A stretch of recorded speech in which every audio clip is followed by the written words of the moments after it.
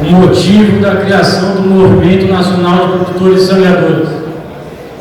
Ele foi criado, surgiu devido à falta de representatividade de associações mistas.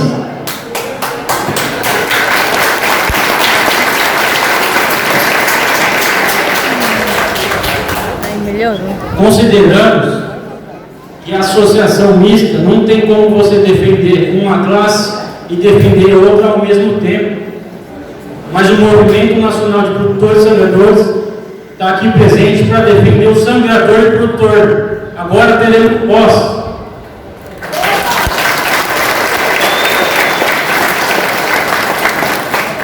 Senhorita Marli, pesquisadora do Instituto de Economia Agrícola do Estado de São Paulo, vai falar um tema muito importante, que é o índice de preço. Uma das pautas e bandeiras que nós do movimento está defendendo. Você, sangrador e produtor, conseguiu vender uma borracha em janeiro, o preço já está baixo. E está difícil de sangrar, porque está chovendo muito. Mas imagina a sua borracha. Poderia estar pelo menos 30% um valor mais alto. Mas não está. Então nós temos que mudar para o índice do Instituto de Economia Agrícola do Estado de São Paulo, que é um índice transparente e justo para o produtor do campo e para o sangrador também. Então, a pesquisadora Marli.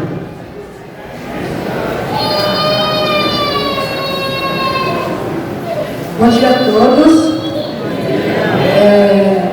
Eu estou muito feliz nesse momento de estar aqui junto com vocês, nessa conversa, nesse esclarecimento que a gente vai fazer a respeito de algumas questões que são técnicas, mas que a gente precisa falar para que todo mundo possa entender o que está acontecendo e todo mundo possa raciocinar com esses dados, com essas informações, para ter melhores decisões, para ter melhores atitudes, inclusive para conduzir o trabalho de vocês, para melhorar a situação de vocês em termos de renda, em termos econômicos. Então, o Instituto de Economia Agrícola, ele é um instituto de pesquisa da Secretaria de Agricultura e Abastecimento do Estado de São Paulo. Então, nós somos um órgão do governo do Estado de São Paulo.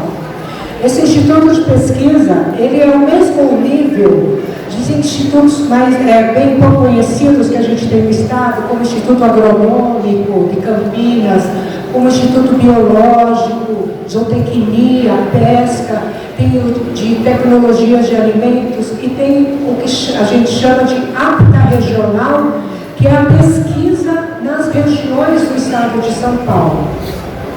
Então, é um órgão, é uma instituição muito grande e que está instalada no Estado de São Paulo todo. Todo mundo conhece a CAT, que também é da Secretaria da Agricultura, e que está presente em todos os municípios do Estado e que trabalha integrado com nós, pesquisadores da Secretaria. Então, a minha felicidade hoje é essa, de poder estar aqui, unir produtor, sangrador,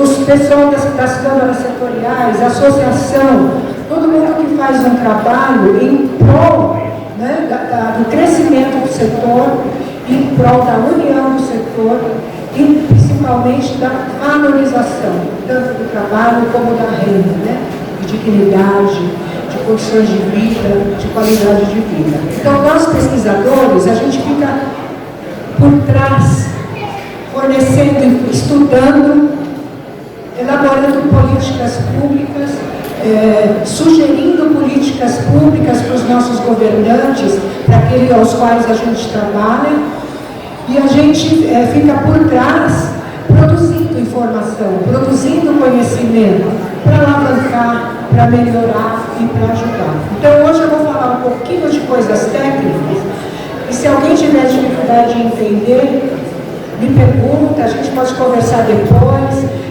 para que a gente tenha essa compreensão, porque às vezes para lutar, a gente precisa compreender como que as coisas funcionam. Então, a gente vai falar um pouquinho sobre isso. Eu peguei alguns dados que a gente tem da produção de borracha. São Paulo, o Brasil produz em torno de 400 mil toneladas de borracha, Brasil todo. São Paulo é o maior produtor. São Paulo, ele tem 47,3% de toda a área de seringueira do Brasil é de São Paulo. E 66% de todo o volume que se produz de borracha no Brasil sai de São Paulo. Então, São Paulo é a grande potência. Nós temos outros estados, como Minas Gerais, Bahia, Espírito Santo, Mato Grosso, Goiás, Tocantins, que também tem uma ótima produção, tem grandes áreas, ótimas produções e que estão crescendo, né? Estão alavancando aí também a produção da borracha no Brasil. Tem um levantamento que o IA e a CAT fazem que se chama censo agropecuário. Vai de propriedade em propriedade, ver quantas pessoas têm, o que planta, quanto planta, né, que chamam lupa. Aí no último lupa que a gente levantou, nós vimos que existem 6.886 propriedades que produzem borracha no estado de São Paulo. É bastante, só no estado de São Paulo. É um número grande, não é um número pequeno, não. E a cultura, ela tem 305 municípios no estado. Mas desses 305, 10%, né, 30 municípios, eles produzem 50%. Então nós temos 30 municípios fortíssimos de borracha no estado de São Paulo.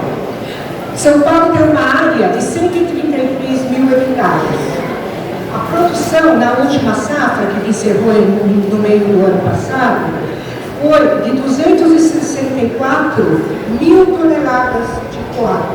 Você vê, o Brasil produz 400, quase 400. São Paulo produz 264 mil toneladas. Então, olha a coisa, só de São Paulo, os outros estados. E a nossa produtividade média ficou em 2.400 quilos por hectare durante a safra toda, uma produção média da safra toda, 2.400 quilos de coado por hectare. Então, a gente vê, esse é um dos trabalhos que o Instituto faz. Todos esses números que eu passei para vocês agora são levantados pelo Instituto de Economia Agrícola junto com a CAT. Então, com esses dados que o Instituto levanta de preço, ele levanta de preço de produtos, preço de insumo para você produzir, valor de terra, valor de aluguel, valor de mão de obra. Depois, se vocês tiverem oportunidade, entra no site do IA, iasp.gov.br, e tem tudo lá à disposição, tudo aberto para vocês. Vocês podem entrar lá e olhar todos esses dados, consultar, tem estudos, tem análise, tem texto. É uma gama assim, de mais de 3 milhões de informações. E a borracha no estado de São Paulo, no ano passado, ela teve um valor de produção de mais de R$1 bilhão. São Paulo teve 125 bilhões de reais, ele arrecadou na produção paulista, com todas as atividades, 125 bilhões, e a seringueira colaborou com 1.100, 1 bilhão e 100 mil reais. Quer dizer, então, é uma força. E o preço médio do ano passado ficou em R$4,69, R$4,69, mas isso na outra safra, na safra que encerrou, que foi uma safra que nós tivemos um pouco mais, um preço um pouquinho melhor ali, recebendo pelos produtores. Mas isso é o preço médio de todo o estado. Então nós temos para baixo e temos para cima. Quando você fala média, é só uma referência para a gente ter uma ideia. São José do Rio Preto é a maior produção. Se a gente vê valor da produção, se a gente pega os 5 principais produtos, a região de São José do Rio Preto, a borracha é o 4º produto que mais arrecada em valor de produção. Em Votuporanga é o quarto produto que mais arrecada em valor de produção na região. E na região de Fernandópolis é o 5º produto. Quer dizer, então, é um produto que move cidades, que move a população. E a gente sabe, onde a agricultura vai bem, o comércio vai bem, o serviço vai bem, porque as pessoas têm condições de consumir, têm condições de ir no supermercado fazer compra, têm condições de comprar roupa, tem condições de comprar material escolar para o seu filho, tem condições de abrir uma conta no banco, tem condições de usar outros serviços que são fornecidos. Então, por isso que a gente tem que ter essa agricultura forte, por isso que o produtor tem que ser remunerado naquilo que ele gasta para plantar. Não é só pagar a produção, é ter uma renda que sobe para ele consumir e mover a cidade. Tanto move a cidade nesse sentido. Então, é essa grande importância que vocês têm em termos econômicos. A borracha natural, a gente sabe, é um produto estratégico para o Brasil. Só de pensar, por exemplo, que todo o transporte de carga, como a gente chama, o modal de transporte brasileiro, é rodoviário. Então você imagina a quantidade de pneu que é consumido. Imagina o quanto de borracha para fazer esse pneu. Como o pneu não tem transporte de carga nenhuma. O agro é transportado, essa grande potência nossa pelo Brasil todo, pelas rodovias. Então, a gente, é uma estratégia.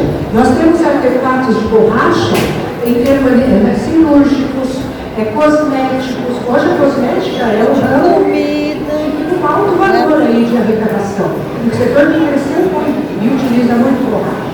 Então, nós temos as pneumáticas que absorvem 70% do que se produz, às vezes até mais, dependendo. Mas, ao mesmo tempo, nós temos outras áreas também que consomem.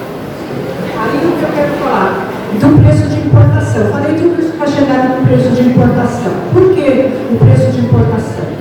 O preço de importação, ele foi um trato que foi feito entre produtores e indústria. Eu não sei exatamente como as coisas se deu, porque não participamos dessa conversa. Ele seria a referência para formar um preço aqui no Brasil. O Brasil, em 2022, de todos os produtos que o agro importou o ano passado, a seringueira ficou em 10º lugar. Então, na pauta de importação do Brasil, a seringueira está bombando. São Paulo, como São Paulo é um centro consumidor, ele possui muitas indústrias, e a gente sabe que a maioria das indústrias pneumáticas estão em São Paulo. São Paulo importou de borracha o ano passado 250 bilhões de dólares, quase 250, entre 230 e 250. Gente, isso é muito dinheiro. Isso é muito dinheiro para um país onde o pessoal não está comprando a borracha do produtor. Então tem que se pensar muito nisso. E a gente sabe, por que é importante o preço? Porque você vai medir o seu lucro, vai medir quanto você ganha. Mas para medir o seu preço, o seu lucro, você precisa saber quanto custa ganhar. Quanto custa produzir, que é o famoso custo de produção, que a gente faz há anos lá no Instituto de Economia Agrícola. Começamos há anos com a Câmara Setorial de São Paulo, que requisitou que se tivesse um custo de produção em São Paulo. O GEPERS trabalhou nesse projeto nosso, e a gente começou a produzir esse custo de produção e fornecer para o produtor, para o secretário da Agricultura, para o governo do Estado, saber quanto custa produzir a borracha. Isso é muito importante, porque o que é o lucro? O lucro é o preço menos o custo. Você paga o seu custo com o preço que você recebe. Aí o que sobrar, você vai viver com esse dinheiro, reinvestir e fazer o que você achar adequado. Então, nesse caso, e por que o preço de importação é importante? O preço de importação é importante porque a borracha é uma commodity. Commodity são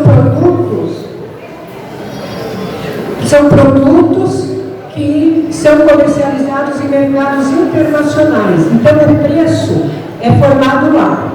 E o preço para a agricultura é o mercado que dá. Tá bom? Então, Por isso que o preço de importação é importante para decidir o preço que se faz aqui. Nós temos um custo de produção. Hoje o custo de produção ele é, no campo operacional, R$ 5,21 por quilo de borracha. Se você fizer o custo total, ele vai para R$ 6,25 um quilo da borracha. Então, como que você vai pagar a sua produção com R$ 2,80, com R$ 2,70, com R$ 2,20? Isso é muito importante. Por isso que tem o preço mínimo que o Gerim falou. O governo calcula esse preço mínimo de acordo lá da forma que ele falou, para quando o mercado estiver operando com preço menor que o mínimo, disparar a política agrícola lá. E como que eles, por que ele sabe disso? Porque a gente faz esses números, faz esses preços e passa para ele. Aí ele toma a decisão lá. E o custo de produção, o que é o custo de produção? É somar todos os gastos, com mão de obra, com trator, com óleo diesel, com fertilizante, com defensivo, a depreciação do seringal, a depreciação de máquinas, é um conjunto de gastos que o produtor tem que ter.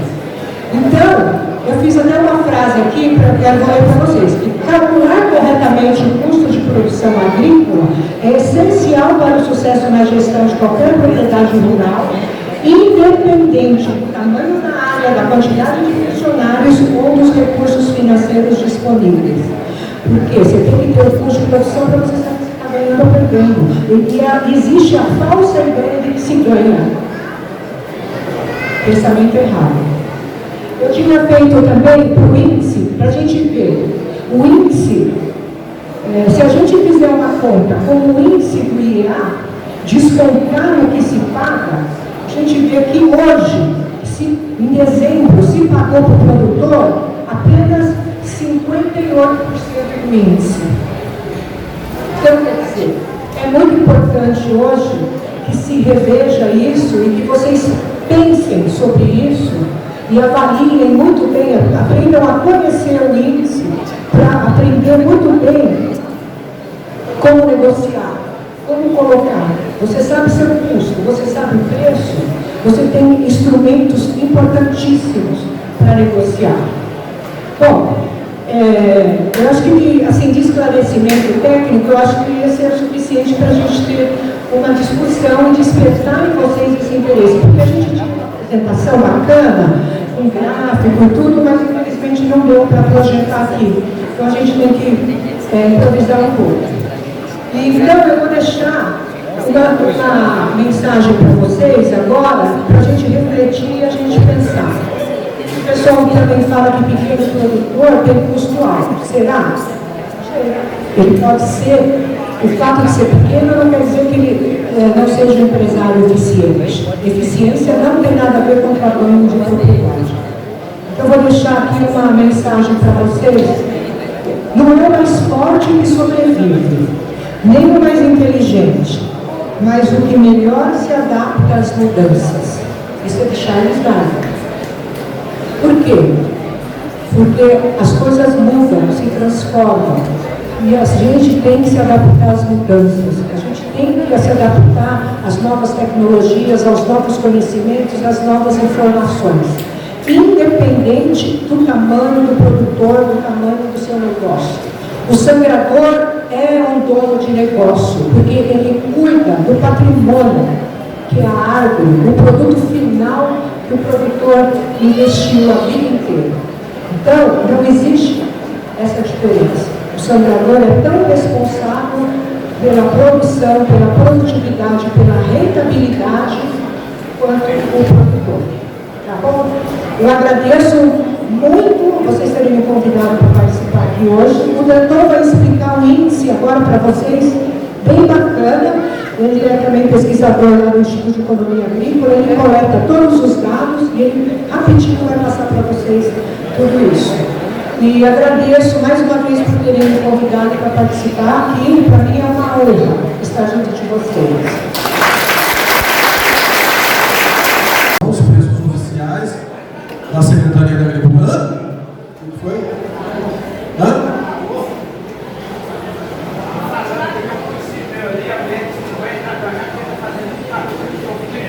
Ah, certo.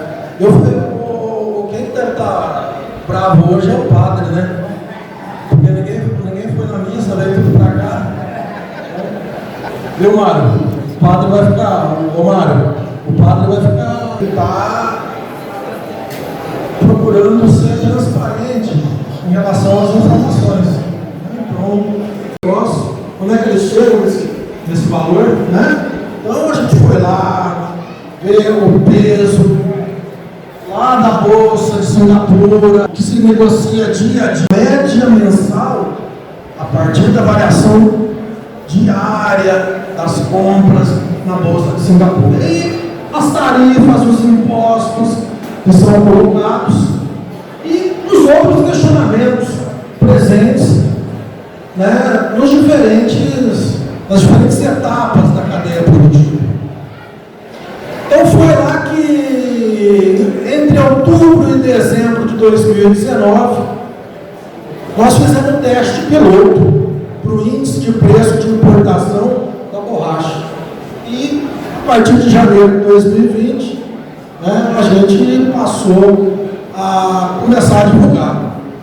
O negócio começou a ficar mais esclarecido, né, mais transparente. Então, numa primeira etapa, a gente identificou que é item por item, para que possa trazer essa borracha lá de fora, construir um programinha no computador para estar puxando, colocando esses dados de importação. E fizemos a validação, né? Um corpo técnico em Brasília avaliou a nossa metodologia, né, para que a gente pudesse divulgar a partir de janeiro de 2020. No que se refere ao Instituto de Economia Agrícola, a divulgação, então, está na nossa série histórica, no banco de dados, e a gente queria mostrar um pouco a diferença, né? O que vai para chegar, para a borracha chegar aqui no Brasil, essa aqui que vem de fora, né? Então, tem o preço, a borracha, a matéria-prima bruta, né? Tem o frete, e aquele JEB 10 aí não tem frete, não tem, viu, Jagerinho? Não tem, não coloca no preço deles, não tem frete. Deve vir voando, teletransportada, né? Deve ter asa a borracha que vem lá da Indonésia, já nasce aprendendo a voar, porque, né? Então, o nosso preço de referência tem o frete, tem o seguro internacional, né? Porque ela não vem voando, ela vem de navio, tem o frete marítimo, tem o seguro desse produto. Tem as tarifas cobradas lá, né, no porto de origem. E daí nós passamos a régua, é o preço do produto que chega do Porto de Santos. Depois disso, quando entra, tem PIS, COFINS, imposto de importação, que é uma demanda aqui da Câmara Setorial para ter um imposto de importação maior, para ter um equilíbrio, né? Tem o IOF de câmbio, o adicional da Marinha, que é um imposto sobre o frete internacional. Tem o custo financeiro que eles calculam. Os financeiros que esse povo faz aí, ó, não está certo. Né? Armazenagem de contêiner, desembaraço aduaneiro, a capatazia agora zerou, né? O imposto zerou. Tem a tarifa Siscomex, o frete interno para chegar na usina, e daí passa a régua. E o que é o preço referência? O preço referência daquela galerinha ali que faz aquele outro GEB 10, né? Eles pegam o preço lá de fora, faz uma média de 60 dias, e aí com 60 dias eles dão uma distorcida no negócio, né? Coloca o custo financeiro, mal feito, coloca o frete e daí passou a régua. Ou seja, aí vocês veem a diferença aí, está colocado, né? Todos os custos para borracha de lá chegar aqui no Brasil, na usina aqui na região de Campinas, por exemplo, em dezembro, 901, qual deles lá, 7 veio por ano, a borracha que vem por ano, 7,65, né? Uma diferença muito grande. Então, assim, para vocês terem uma ideia, o preço que eles colocam, vou pegar aí um mês,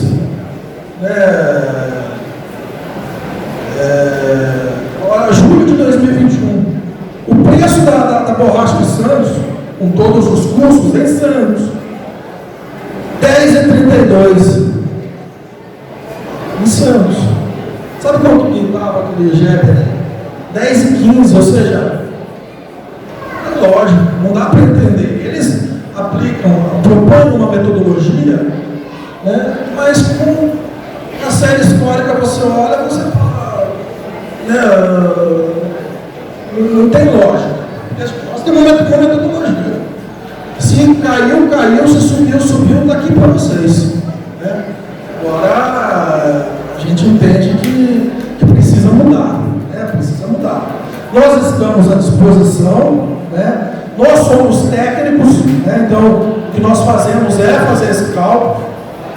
A gente entende que é como preço mínimo. Preço mínimo é uma luta política.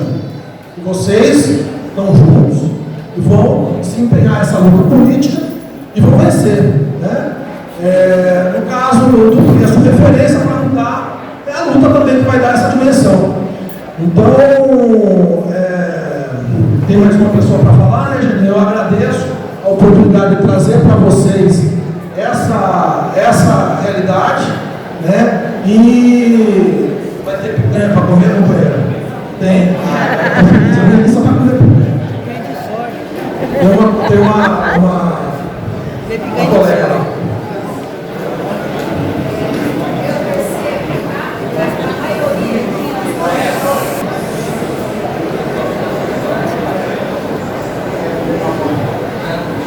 Tem que perguntar agora.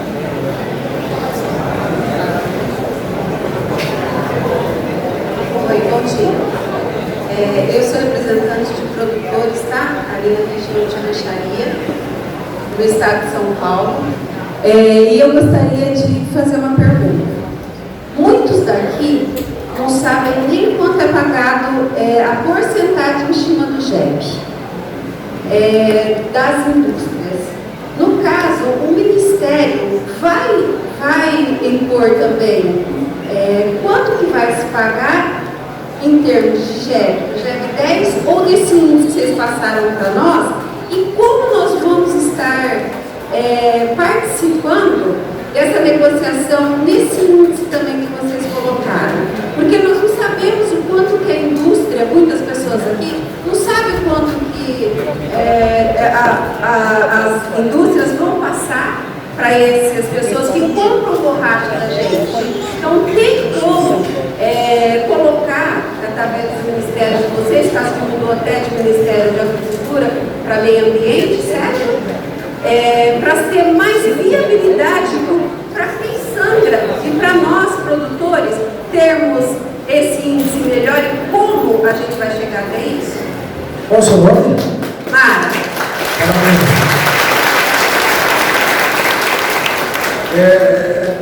Como eu coloquei na finalização, essa é uma questão, né, nós fazemos o índice, a participação dessa construção é vocês que vão fazer, é a pressão que vocês conseguirem realizar, né, nas instâncias corretas.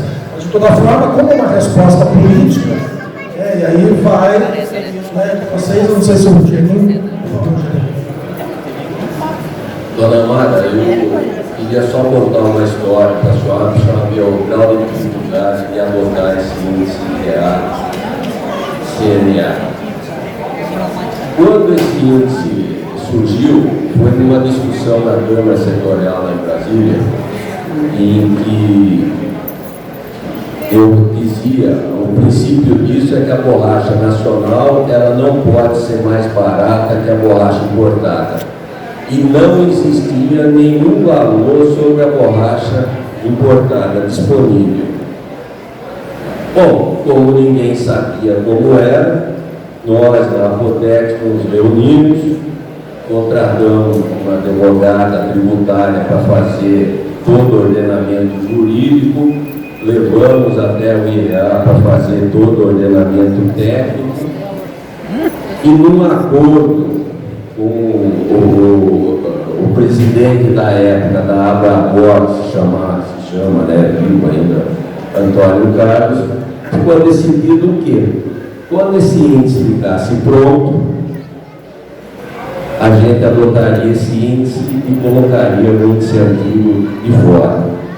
Muito bem, nós tivemos uma reunião em dezembro de 2019, em que o índice CNA já estava pronto, ia ser publicado em janeiro, e lá tinha representante da CNA, tinha representante da Apotex, tinha representante da Câmara Setorial, e ficou acertado que deixariam de publicar o outro índice. Muito bem. Quanto o mercado ia pagar, qual era a porcentagem, isso ia depender da negociação de cada um. O que aconteceu? Não cumpriram, tá certo? E aí os dois índices começaram a andar em paralelo e vocês passaram a ter informação da distorção, da anomalia de mercado. Então, a senhora faz uma pergunta de como que vai participar. Existe um decreto-lei do governo federal que ele incentiva muito a produção integrada. A produção integrada ela é formada pela indústria, pela cooperativa e pelos produtores. A indústria pneumática não se interessa por esse método, essa metodologia, né? A única empresa pneumática que interage com o produtor e o sangrador é a Michelin. E digo a vocês que nós temos que render nossas homenagens a ela. Não sou pró-pneu, nada disso, mas se não fosse ela e fosse só as usinas, nós estaríamos numa situação um pouco mais complicada. Mas eu queria aproveitar, deixa, Mário, se você me permitir, e eu tenho aqui um grande amigo, quase meu irmão, né, que me pôs nessa vida de serralheiro, se chama Antônio Félix Domingos. Ele foi secretário de Agricultura do Estado de São Paulo, e ele, na gestão dele como secretário de Agricultura, ele fazia uma gestão secretaria, produtor e indústria. Sem conflito nenhum, todo mundo conversava e a produção, a produtividade e a cadeia ficava em ordem. Então, eu queria ver, Félix, se você podia transmitir para a gente essa sua experiência, né?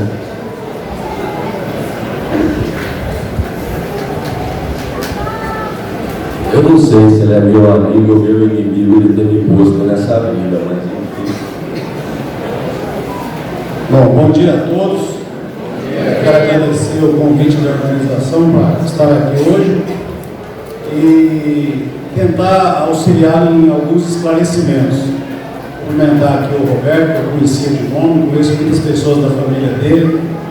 Parabéns pelo trabalho que você faz na Câmara Paulista e que o Gerim faz na Câmara Nacional. Parabenizar os organizadores, cumprimentar a Marli, nossa antiga colaboradora que eu tive na Secretaria de Agricultura, e a moçada que vem vindo aí para trabalhar.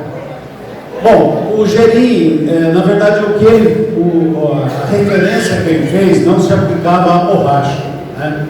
Eu vou contar muito rapidamente, porque eu estou na borracha desde 1978, eu planto seringueira,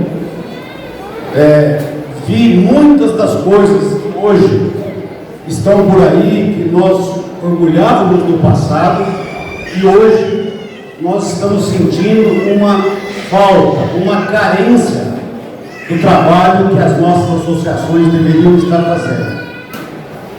Primeiro vou fazer um esclarecimento. Fiquei muito satisfeito com o que o Geninho falou a respeito do carbono. Muito rapidamente é o seguinte: em 1997 o mundo se reuniu no Japão e se estabeleceu um princípio de que quem poluísse, quem jogasse carbono na atmosfera, teria que pagar para quem recolhesse esse carbono recebesse. Então criou-se o conceito do mercado de carbono. E por que a gente tem que tirar o carbono? Não vou discutir isso porque é um tema muito confuso, mas segundo as teorias, quanto mais carbono você jogar na atmosfera, mais você vai aquecer a nossa capa da atmosfera, e isso vai dar um problema muito grande no mundo inteiro. Mais chuvas maiores, secas maiores e assim por diante. Enfim, bem ou mal, está estabelecido o princípio desde 97 e agora o mundo está passando por uma pressão muito grande para que isso tenha concretude, né? Durante muitos anos os Estados Unidos se recusou a pagar, a Rússia não queria pagar. Quem paga a conta desse negócio todo no fim são os países mais pobres. É uma briga boa.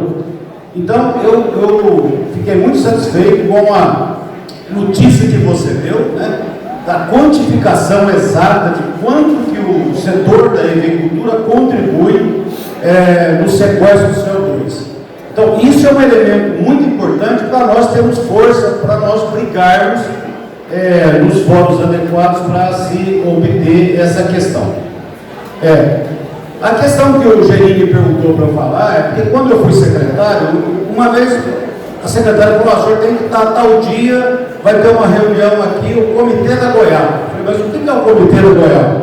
O Comitê da Goiaba é uma câmara, como é hoje chamado, né? Tinha lá a câmara em que os produtores de goiaba, os comerciantes de goiaba, fruta, as indústrias, dezenas de tipos de indústria, desde doce, geleia, goiaba em pó para exportar, centenas de atividades e tal. O que acontece? O que a secretaria fazia? Ela, através da CAT, fazia um levantamento das áreas produtoras, principalmente em Taquaritinga, São Paulo, que era um polo muito grande, tinha outras regiões também, e os técnicos da CAT faziam uma projeção de quanto que o estado de São Paulo ia colher de goiaba na safra seguinte. Muito bem. Aí a indústria já tinha uma ideia de quanto que ela ia consumir, o mercado de fruta e assim por diante. E se estabelecia uma mesa de negociação que o produtor saía de lá sabendo o preço que ele ia receber, né? Então, se levava em conta a questão do custo de produção, mas principalmente como que ia se comportar o preço da goiaba no mercado. Então, se estabelecia essa negociação, assinava uma ata e aquilo era cumprido. Um dia eu comentei isso com o Chico e falou: mas por que a gente não faz com a borracha? Eu falei: bom, aí você está querendo complicar a história, né? Mas enfim, para encerrar a minha fala, o que eu acho impressionante é o seguinte: nós temos aqui o pessoal do IEA. O Brasil importa 60% da borracha que consome. Por que nós, produtores brasileiros, que respeitamos o meio ambiente, deixamos as matas ciliares, temos que dar todas as condições, e é muito bom que aconteça isso, para os nossos trabalhadores, de segurança, de proteção, registrar ou fazer o contrato de parceria? Por que nós, que recolhemos impostos e tudo, recebemos menos do que a borracha que chega importada aqui no Brasil? Essa é a questão que nos traz aqui. É só essa pergunta, não tem outra pergunta. Eu acho o seguinte: o que aconteceu depois que o Brasil resolveu, em nome da liberação do mercado, acabar com a torre, quer dizer, o contingenciamento foi abandonado, né, que ficou livre a importação, nós tínhamos que ter uma representação dos produtores que lutassem do nosso lado. É impressionante, eu estou vendo aqui, e segundo eu fiz uma conta ali junto com o Percy, não é menos 8,1, dá 14% a menos. É 14%. Por que nós recebemos 14% a menos do que a borracha que chega aqui importada? É uma coisa impressionante. Agora, alguém podia falar, não, mas o índice do EA está errado. Eu nunca vi em nenhum congresso, em nenhuma reunião, nos grupos que eu participo, ninguém nunca falou que o índice está errado. Porque podia falar, não, mas o índice que o EA faz está errado. Isso aqui não custa tanto quanto o índice está falando.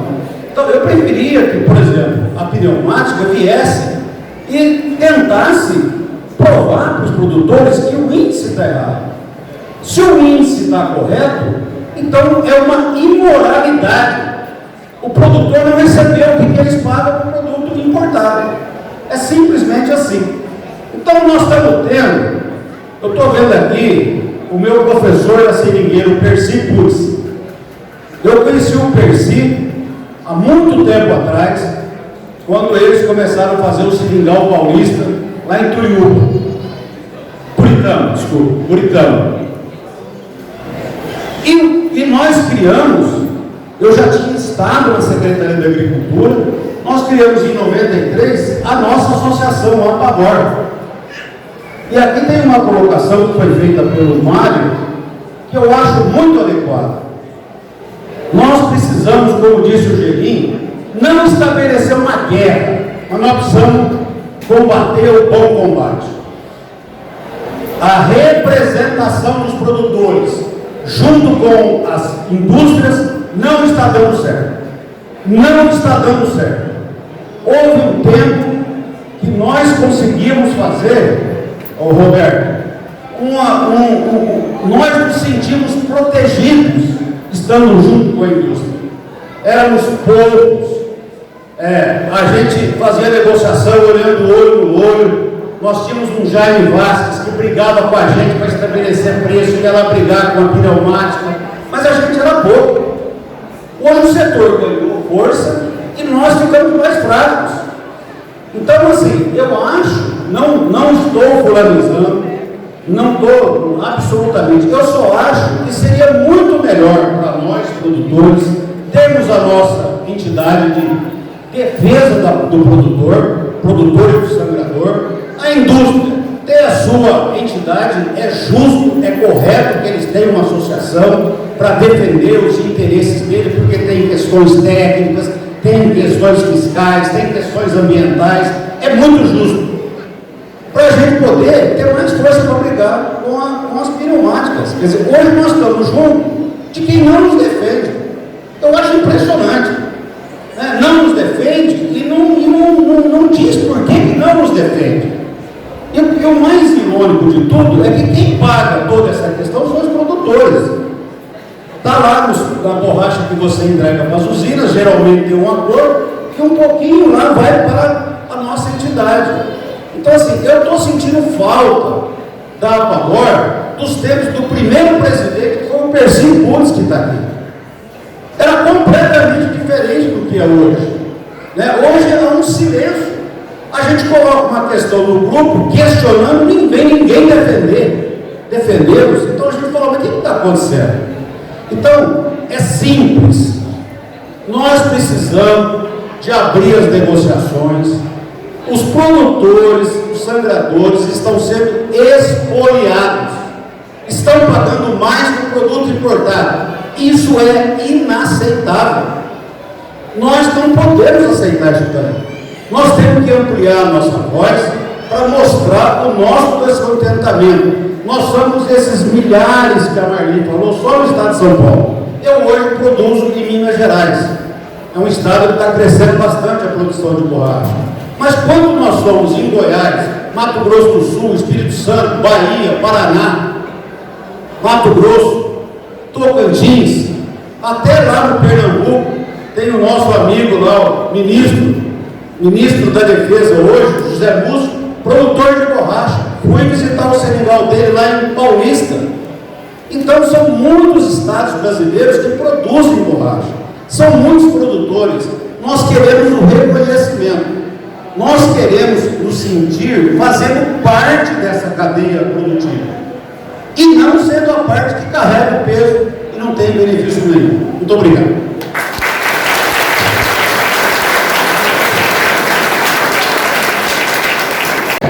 Bom dia, pessoal. Quero agradecer a cada um, né, que acreditou no movimento e está aqui, né, para fortalecer essa união entre nós, sangradores e produtores. E eu quero dizer que vai ser transparente tudo que está acontecendo aqui. Será transparente, ninguém vai ser passado para trás, tá? E eu queria também ressaltar que o valor, a diferença que hoje muitos estão recebendo entre R$ 2,50, R$ 2,80 até R$ 3, porque hoje paga para quem, né, conforme eles querem, né? Hoje teria no mínimo, tá, R$ 3,60, tirando o valor referente do governo, né? Então é isso. Então o valor do GEB é totalmente abaixo do que estão passando para a gente, que é o índice do EA teria que dar R$ 3,60, o mínimo do DRC, 53. Entendeu? Então é isso que a gente tem que lutar. Ou estaria 80 centavos, né? No 45%, né? Que a gente faz 45%, né, pra gente. Então é isso, pessoal. Eu acredito no movimento, eu acredito na união e eu peço transparência a todos para que a gente, né, forme essa união, né? Que venha de novo, ter outros eventos desses, esclarecendo e a gente trazendo, né? Buscando, né, vitórias, né, para o nosso setor. Então, todos estão aqui, né, apoiando e nós apoiando eles, para que eles busquem para a gente, né, melhorias. Então é isso aí, pessoal. Eu agradeço cada um, tá bom? Doutor Awad, uma palavra.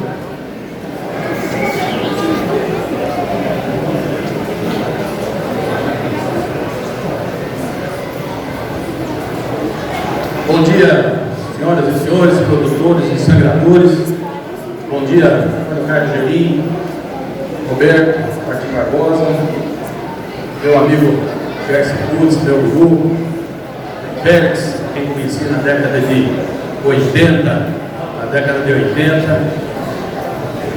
Eu sou um pequeno produtor rural da região de Oswaldo Cruz, a 300 quilômetros daqui. E fui convidado pelo Mário, pelos organizadores, e achei interessante porque é a primeira vez. A minha família produz planta borracha, planta seringueira há 40 anos, e eu particularmente há 20. E é a primeira vez que eu vejo uma reunião para dentro da porteira, trabalhando pelo interesse comum, produtor e sangradores, buscando melhoria de condições de vida, porque é isso que a gente tem quando tem melhor rendimento e melhor valor pelo produto que produzimos. Mas eu vi essa faixa que passou por aqui e eu vejo ao longo dos anos, vários anos, que quem precifica a nossa borracha é a Apagor. Ninguém falou o nome de Apagor aqui declaradamente, mas a vida inteira, o meu comprador, o picareta lá que vai buscar, ou a usina que comprava, ou a cooperativa que comprava a minha borracha, olhava para mim e dizia: olha, a Apagor diz que o preço é esse, e é esse o que nós vamos pagar para vocês, se vocês quiserem. Na medida em que outras pessoas foram ficando insatisfeitas, como nós buscamos saber qual era essa baliza. Pelo que eu ouvi dos técnicos que nos antecederam, a baliza é o preço da borracha importada. Foi isso que sempre ouvimos: o preço da borracha importada é o preço que nós vamos pagar para vocês, produtores e sangradores. Quando uma luz acendeu e o grupo resolveu contratar especialistas para ver qual era realmente o custo dessa borracha importada, que baliza o que pagam para nós. O custo é 30% superior àquilo que pagam para nós. Significa que Quem baliza o preço? A Apagor.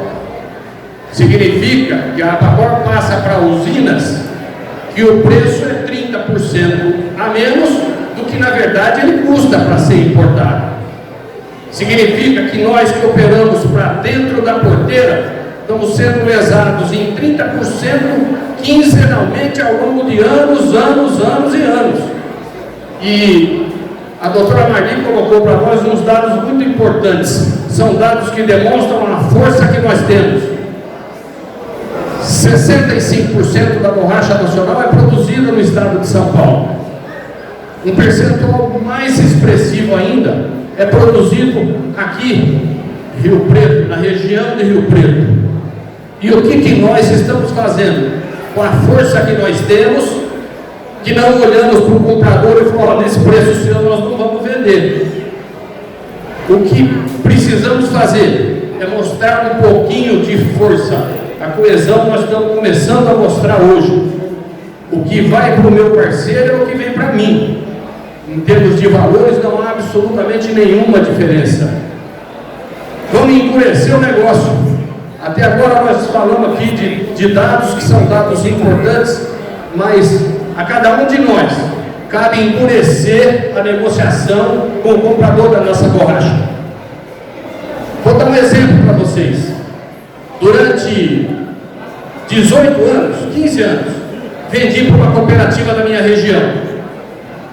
Depois, com o tempo, fiquei sabendo que na composição do preço da borracha feita pela Apagor, já tem um índice de sujidade, que eu não sei se são 3 ou 5%. É isso, Genil? Existe nessa composição a sujidade. A cooperativa me cobrava mais 5%.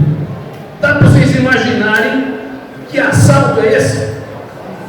Não é possível que o produtor rural, o sangrador rural, se conforme com isso. A soma de nós dois, produtores e sangradores, vamos endurecer essa negociação. Eu tenho certeza que vai dar resultado. Eu pergunto, e aí fica como pergunta, cada vez que essa entidade olha para as usinas e sei lá como compõe, fala, o preço é esse. Tem cartel nisso? Tem manipulação de mercado? Não é a hora do Ministério Público estar conosco? Porque se tem manipulação de mercado, estão tomando dinheiro de cada um de nós. Estão tomando dinheiro que é o leite das crianças de cada um de nós.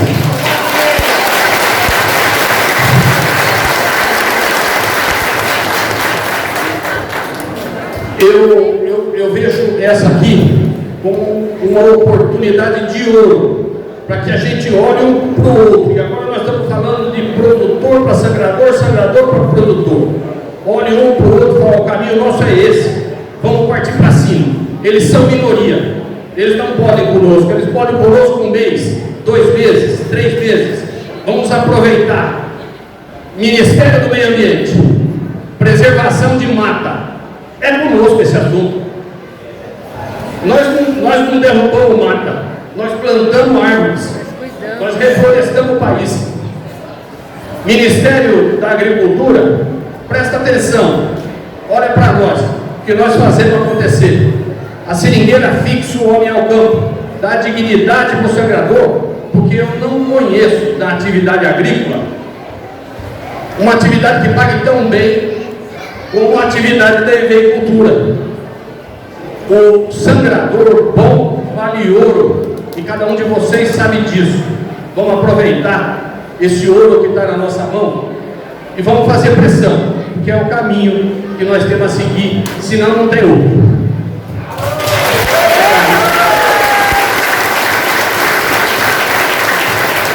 São 3 elos que a gente tem na cadeia, tá certo?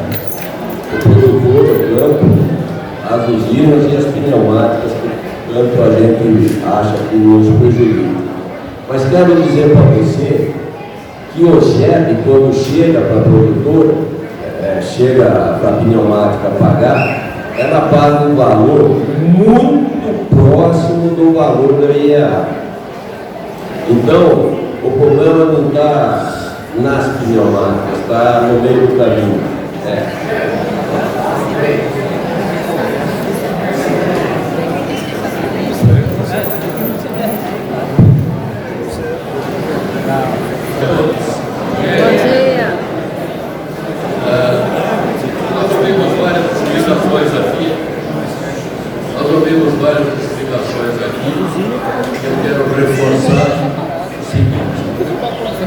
O governo conhece a indústria de pneus, porque a indústria de pneus tem lobista que paga o governo. A indústria de pneu paga altos impostos que agradam ao governo.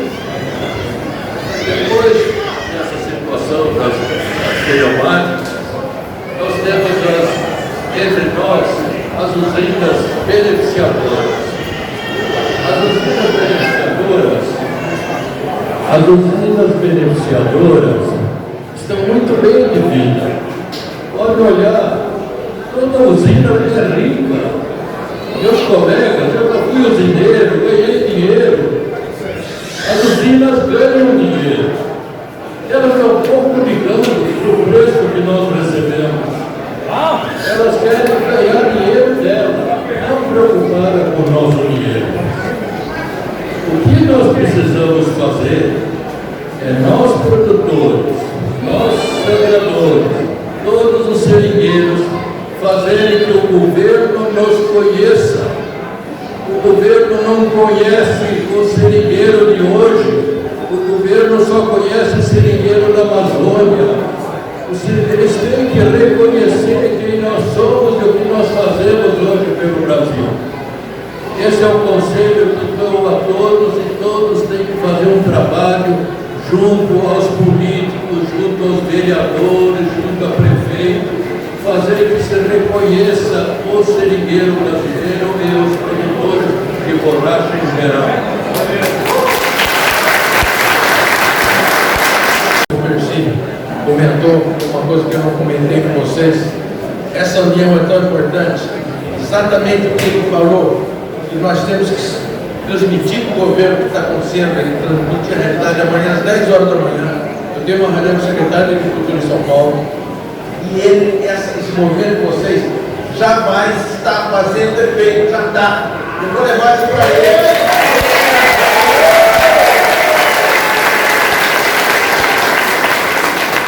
Eles não sabem o que está acontecendo aqui. As informações que eles recebem é completamente distorcida, é completamente errada. Então, esse movimento vai transmitir a realidade para o governo do Estado de São Paulo, porque eu tenho certeza que o Gerinho já está transmitindo e vai usar também essa força de vocês para transmitir para o governo nacional. Eu queria só salientar e complementar o que o senhor falou. É o que eu quero fazer, é o que eu vou fazer e é o que eu vou usar. É justamente a força de nós todos. Muito obrigado.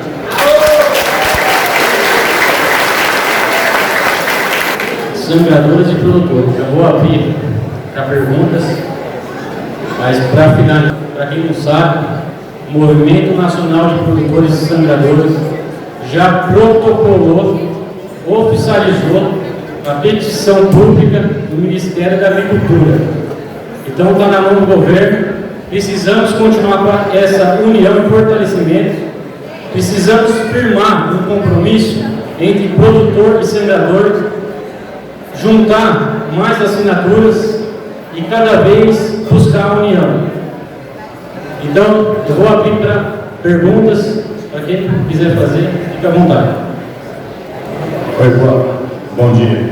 Obrigado aí por todos aí.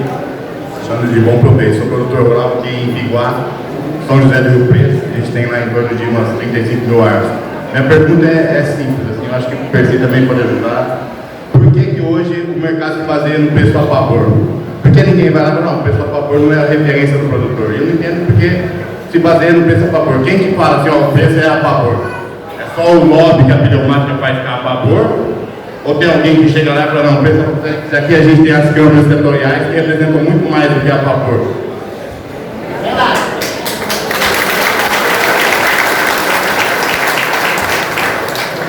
Obrigado pela pergunta. E aí nós vamos cair numa pergunta que o doutor Awad fez. Existe uma associação em que praticamente 90% de quem compra a borracha faz parte dela, e eles resolvem seguir o preço publicado por eles mesmos. Eles pagam o tanto que eles querem. Então, isso na verdade tem um nome, tem uma característica jurídica, né? E é um dano causado à economia, é uma anomalia. Agora, eles que compram, eles que dizem quanto eles vão pagar. Mas quero dizer para você que tem que ser mais ou menos como a ordem falou. Vamos endurecer a negociação, vamos mudar, ou vai dar Ministério Público, porque isso é um dano à economia de todos nós, né? Então, eles conseguem manter isso em parte, porque nós somos nós também. Porque a pneumática, o consumidor final, não precisa de nós, ele importa, né? Mas a usina, para sobreviver, ela precisa do doar. E é uma insanidade a usina judiar como judia do produtor, entendeu? Pagando menos, fazendo todas as jogadas que ela faz. Então, parte disso tem que ser negocial, parte disso eu acho que eu estou com dificuldade de usar os termos, mas que a gente é expoliado, você não tem a dúvida disso. Né?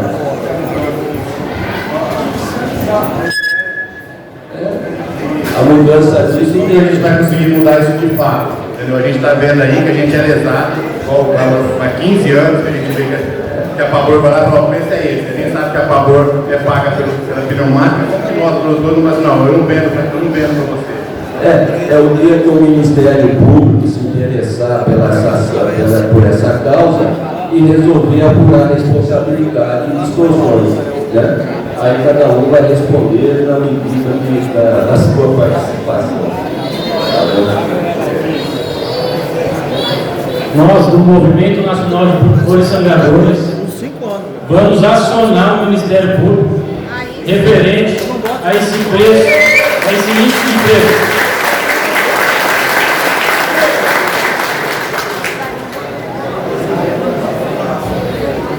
Mais alguém?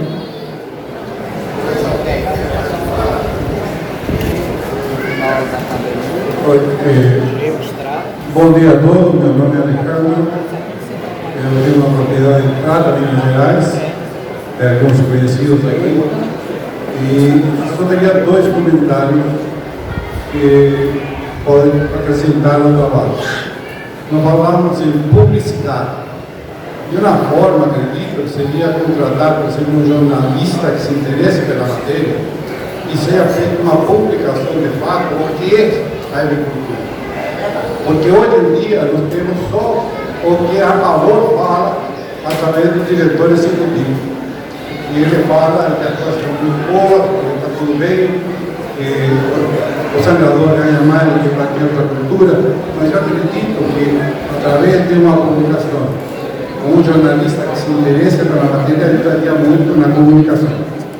Esse é um ponto. E o segundo, o senhor falou também da questão social. E eu diria que para mim foi uma surpresa que uma das usinas que compra nossa borracha me exigiu assinar uma carta onde eu me responsabilizo pela questão ambiental e social, incluindo a questão de mão de obra infantil. E a minha pergunta foi, vocês também exigem isso das pneumáticas? Porque nós sabemos que grande parte da borracha que vem de fora vem de borracha com mão de obra infantil, sem condições equivalentes a CLT, e podemos até falar de que pode ser até sem escravo em alguns casos. Então eu perguntei, a resposta foi não. Eles são parte de uma exigência comum econômica europeia. Então, a pergunta é, poderíamos inclusive sim querer entrar na briga, mas pelo mapa deveria também assinar o documento para ter a licença para importar esse produto da Ásia.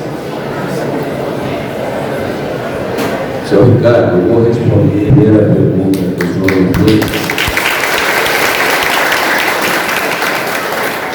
A respeito da publicidade. O que eu vou falar não vai ser muito elegante, mas é pura realidade. a gente tem lutado muito, por todos nós, porque eu também sou produtor, mas com recursos próprios, tá certo? Então, a publicidade custa, e não existe um fluxo de caixa, não existe contribuição. De novo, eu queria perguntar para vocês, levante a mão, quem paga alguma mensalidade para alguma associação daqui? Pois é, no meu exercício da presidência da Câmara Setorial em Brasília, todos os estudos feitos custeados por nós. E chega uma hora que a gente vai ficando um pouco de dificuldade. Então, se nós queremos publicidade, se nós queremos mídia, isso tem custo. Eu acho que esse movimento dos sangradores e produtores, talvez isso se transforme em uma associação e com um número elevado de sócios consiga ter financiamento para isso aí. Então esse é o primeiro problema, é dinheiro. Segundo problema que o senhor coloca sobre o compromisso socioambiental que a compradora começa a exigir do senhor, tá certo? Existe uma situação que as usinas querem certificar a borracha, porque essa história de compliance de multinacional, elas são severamente punidas pelo sistema deles de gerenciamento, se eles não estiverem respeitando essa situação de trabalho escravo, trabalho de menor, essas coisas todas, né? Então, a usina está pedindo isso porque para ela vender o produto dela para a pneumática, eles precisam ter essa certeza. Então, o senhor está dando uma declaração para melhorar a performance da coisa. Né? Acho que eu não sei se consegui responder as duas perguntas que o senhor fez. Porque a pneumática não é... Eu gostei que a pneumática, ela não tem a mínima obrigação de assinar um documento, ela está comprando o produto da borracha, particularmente, de países que realmente têm a garantia de que cuida a parte ambiental e social. Senhor Ricardo, eu vou contar uma história que o senhor vai cismar. Teve um dia lá em Brasília que nós ficamos muito nervosos com essa situação e descobrimos que a borracha tem que ser certificada para ser importada, tá certo? E aí nós fomos atrás do trabalho infantil, trabalho escravo, não sei o que e tal. Por incrível que possa parecer, toda borracha importada, ela é certificada. Porque ela é certificada conforme as leis do país.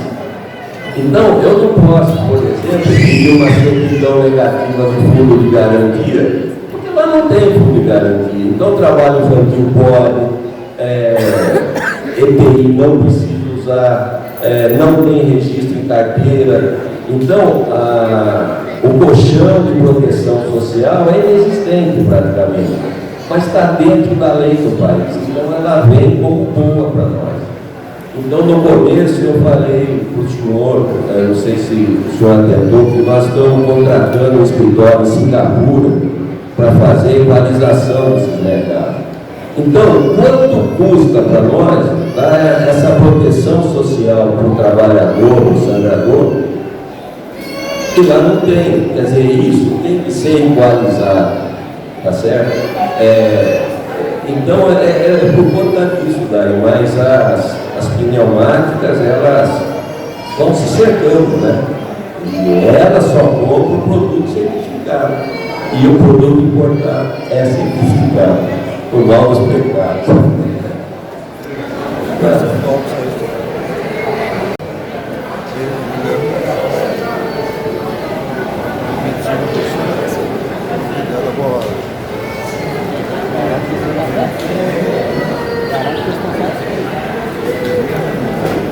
Boa tarde, pessoal. Sempre já é boa tarde, né? Bom, eu tenho uma dúvida, né? Eu tenho amigos em outros estados, eu tenho amigos em Minas, Mato Grosso, Espírito Santo e demais outros estados. E o que eu percebi é que existe uma diferença muito grande do preço de borracha pagado nesses estados e a gente aqui do lado das pneumáticas, do lado aqui do movimento que é o maior, vocês mesmos disseram que São Paulo é o estado que mais produz borracha. Nós estamos do lado dessas pneumáticas, ou seja, do lado de onde se processa essa borracha. Por que a borracha aqui do lado das pneumáticas são pagas mais baixo e as empresas que precisam ter um gasto para buscar em outro estado, elas chegam para eles lá com um preço melhor e a gente do lado acaba recebendo um preço bem inferior do que seria pago em outros estados.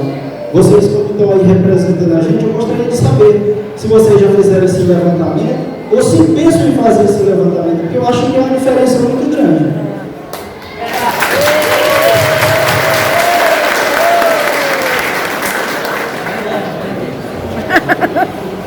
Lá vou eu de novo, né? Ficando chato, mas deixa eu lhe dizer o seguinte: no estado de São Paulo, a comercialização da borracha, ela é uma anomalia, quer dizer, é uma coisa esquisita. Você já deve ter ouvido falar que comprador da usina A não vai pegar uma fazenda que pertence ao que entrega para uma outra usina. Existe uma coisa que eles se respeitam no mercado. Já no estado mais longe, essa situação é mais difícil de controlar, certo? Então, eu acredito que a diferença de preço se deve a que, quanto mais longe do estado de São Paulo for, a concorrência funciona melhor. Mas também nós temos que lembrar que essa borracha que vem de fora, do Tocantins, Goiás e tal, elas são borrachas extremamente secas. Porque quando a usina vai transportar, ela não quer transportar água, né? Ela quer transportar borracha. Então, o tempo de banca desse coágulo é bem maior também. Pode ser que seja aí. Então, o que eu falo para você é a concorrência, e eu acredito que o DRC da borracha de fora seja bem maior. Não sei se eu respondi. Sim. Mais alguém pergunta, pessoal?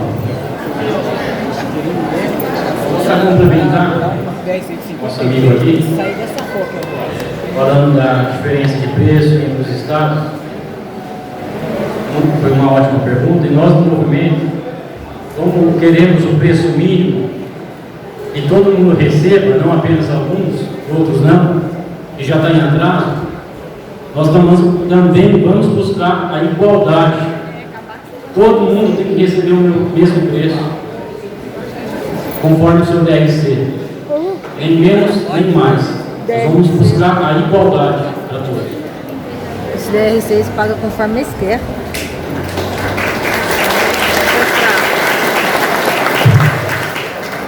Boa tarde a todos, me chamo Renan, sou do município de Cruz Morama. Eu queria fazer uma pergunta que nos últimos dias, que a mudança de governo ficou um pouco confuso, se a seringueira vai ficar realmente na agricultura ou é o meio ambiente que vai meter bedelho com a gente? Como é que vai ser? Porque isso me preocupa um pouco também, como que a gente vai ser tratado agora para frente. E o interessante, além de produtor, eu faço parte do legislativo da minha cidade, então não sei se já existe, a gente poderia elaborar e assim distribuir para demais câmaras e a gente cobrar moção de apoio junto com vocês, falando desse evento, falando de todas essas situações que vocês colocaram.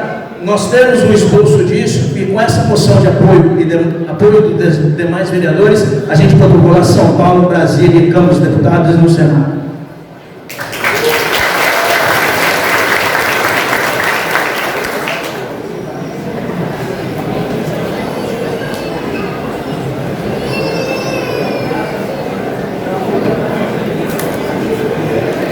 Olha, deixa eu contar. A gente vai ficando velho e fica com toda a história armazenada, né? Cadê velho? Bom, é assim. Um dia nós tivemos uma reunião com a Secretaria de Política Agrícola no antigo governo. E eu perguntei para o secretário se borracha é uma prioridade do Estado ou não, por ser matéria estratégica, essa situação toda. O governo anterior não tinha essa visão, tá certo?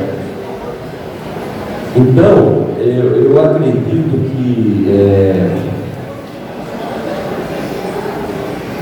que a borracha natural ela tem que partir para um outro patamar.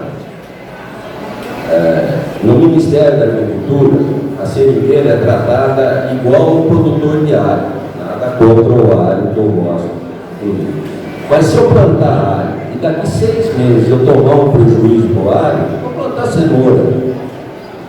Agora a borracha, a árvore é 35 anos ali dentro. Eu não consigo sair disso. É uma armadilha o negócio desse, tá certo? Quer dizer, ou cuida, ou...